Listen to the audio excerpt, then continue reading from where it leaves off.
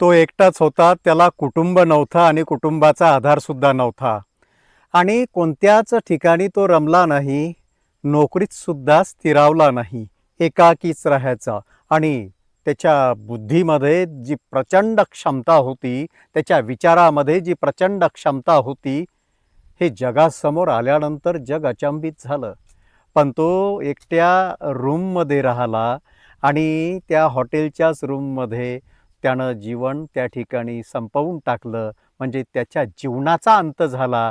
तो गेला, पण एक विचाराचा मोठा ठेवा त्याने मागं ठेवला. तोच आहे ज्यानं आपल्याला तंत्रज्ञानामध्ये एवढी गती दिली, ज्यानं आपल्याला वायरलेस तंत्रज्ञान आपल्याला दिलं, ज्यानं आपल्या घरगुती या इलेक्ट्रिक जे आपले व्हेइकल असतील किंवा इलेक्ट्रिक उपकरणं असतील जे इलेक्ट्रिकवर चालतात, अशा AC इलेक्ट्रिकचा निर्माता या ठिकाणी तो आपल्याला अनन्यसाधारण असं जीवन देऊन गेला, सुखसोयी भौतिक दुनियेतल्या देऊन गेला.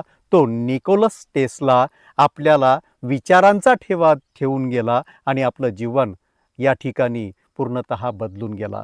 याचाच एक धागा त्या इलॉन मस्कनं पकडला आणि टेस्ला नावाची कंपनी आज त्याची भरभराट होते आहे. तोच निकोलस टेस्ला या आयुष्यामध्ये कसा जगला याचं हे ज्वलंत उदाहरण, परंतु आपली क्षमता या जगाला देऊन गेला. त्यामुळे आपण हे जीवन आतून बाहेरून बदलू शकलो. नमस्कार.